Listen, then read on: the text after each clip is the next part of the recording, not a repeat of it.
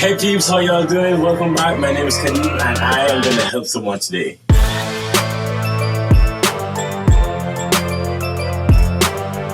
People, welcome back. I just want to thank every one of you guys, every single one of you guys for reaching out and sharing with me and sharing my posts and sharing all the love that you guys have been. It really helps when you guys do like for the YouTube algorithm, for the Instagram algorithm, for the Snapchat algorithm, for the TikTok algorithm. When you guys do those things, it helps to spread the love, it helps to spread the message, and so I can help more people. And so I do appreciate all the love that you guys been showing me, the comments, the day one fans. You guys are the real ones, and I do this for you. And without further delay, we're going to get into things today. Many of you guys will be taking on your first internship. Many of you guys have taken on your first jobs this year. Many of you guys have been collecting the bag and been getting richer. And I love all of those things. Now, when I started working, when I was 16 or 17 years old, it's a quick story, I didn't really know what to do with my checks. I would spend on stupid things like, candy, something stupid like that. Had I known then the information that I knew now, then I probably would have made better financial decisions. Today, I'm going to be sharing with you guys what you guys should be doing with your first $1,000, what you should be doing with your first check, exactly how you should be spending it. I'm going to give you 3 quick financial tips. Hopefully by the end of this video, you guys will know exactly what to do to be financially responsible so that you can have not only enough money now, but more money later on as you continue to get richer. Okay? So without further delay, let's go. So the first tip I have for you guys is to first, don't spend your money. And that is not the most exciting news you guys wanted to hear. I know that. Trust me. When I started earning money, I wanted to go out and I wanted to buy anyone anything at all. I wanted to just spend money all the time. But here's the thing. If you spend that money today, you won't have it tomorrow to invest in new ventures. You won't have it tomorrow to buy things that you may actually need. So what I would advise first is to put some of that money away for an emergency fund. Ideally, you should have between 3 to 6 months of expenses saved up.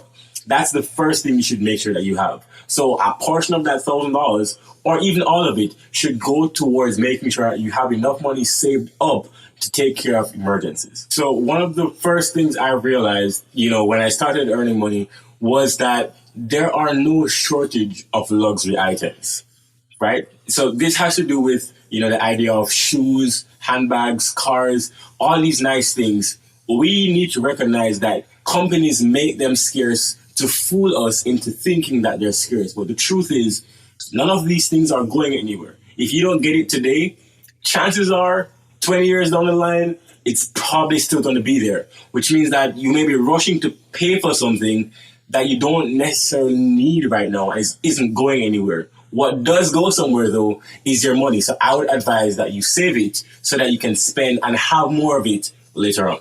Understand this. The media often tells us that we need these shiny things. We need a new car. We need a new sneakers. And the truth is, we don't really think about what would make us happy. Yes, the media tells us that we need these things, but if you were to think about yourself, you'd probably come up with something different other than jewelry or a nice car. Perhaps you want to travel.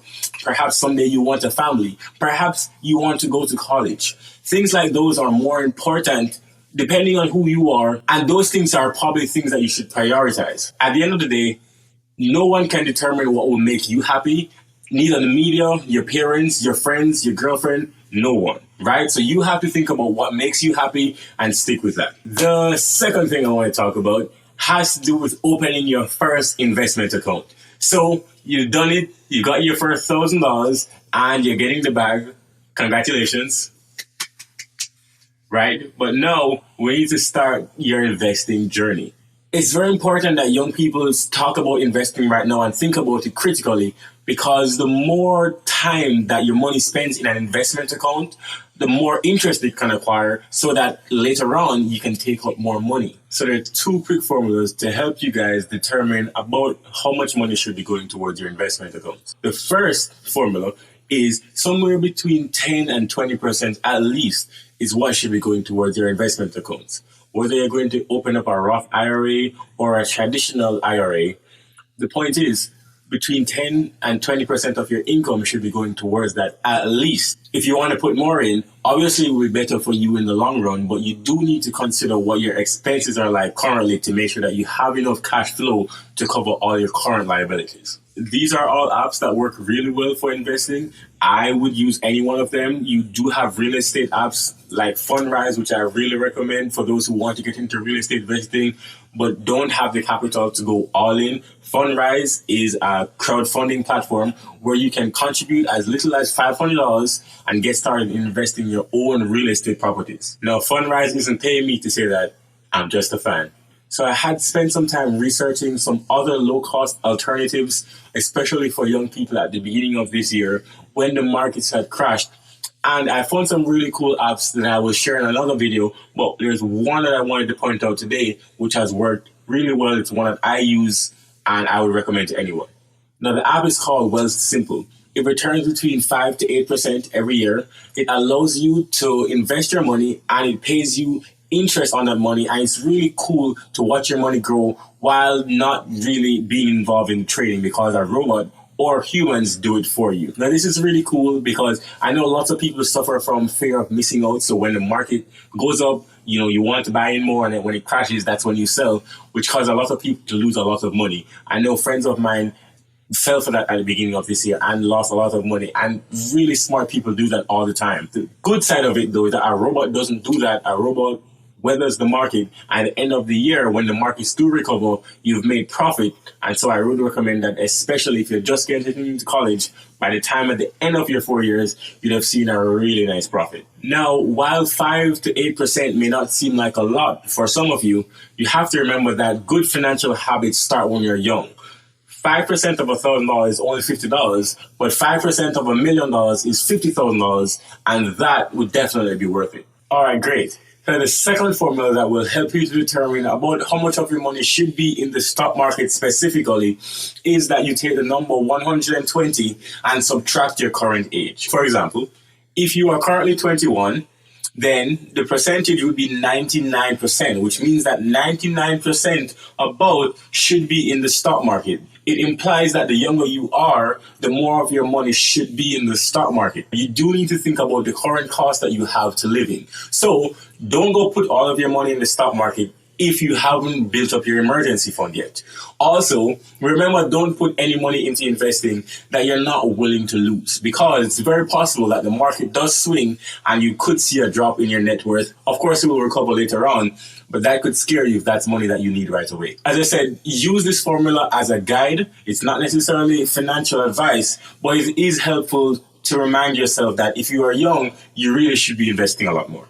All right, so we've put away $200 out of the $1,000, and you have $800 left. I'm going to show you exactly what to do with the rest of the $800 right now. All right, so the third thing is that you definitely should be buying books. Here's why, and here's why it's definitely changed my life.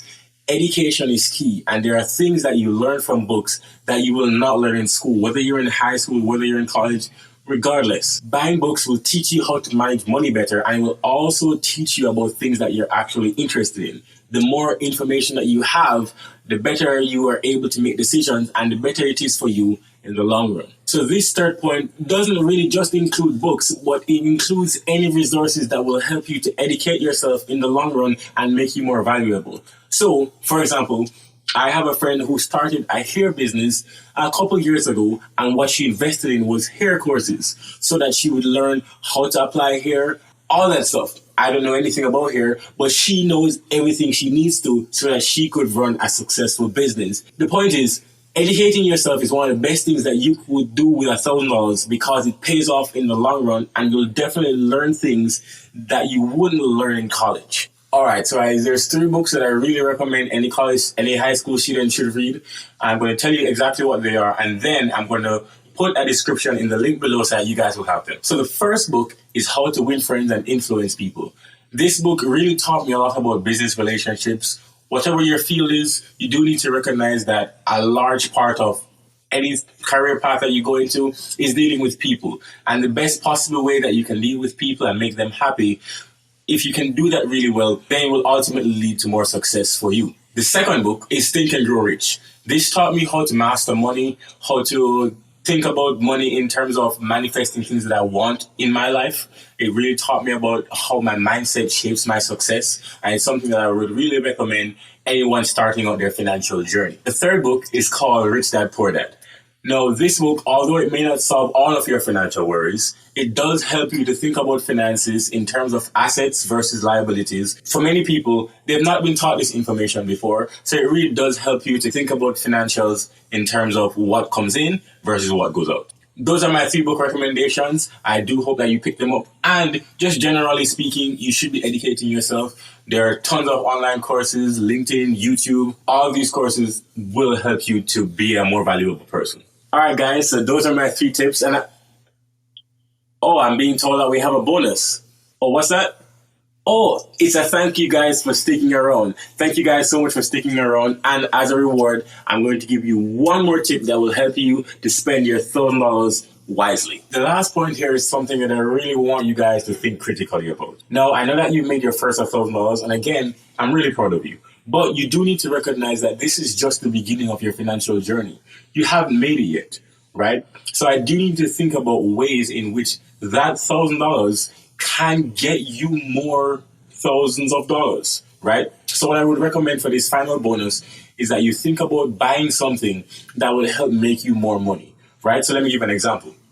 And you can think about this in your own life. Let's say you're a photographer. Buy a new camera, buy a new lens, buy different lighting so that you can take better pictures, and then that will in turn get you more money. You think about money in this way, it's just a tool, so that if you use the tool the right way, then you'll have more of it later on. At the end of the day, money is just a tool. That's all it is. And if you use it wisely, then it will be there to serve you later down the line. All right, guys, those are my tips. I hope I helped someone today. Really appreciate you guys sticking around. And I hope that if this helps you any at all, I hope that you share it with someone. And let me know down in the comments what you guys want to talk about. I'm open. I'd love talking to you guys. I appreciate all the love that you guys showed me. And I'm looking forward to seeing you guys next week. Goodbye.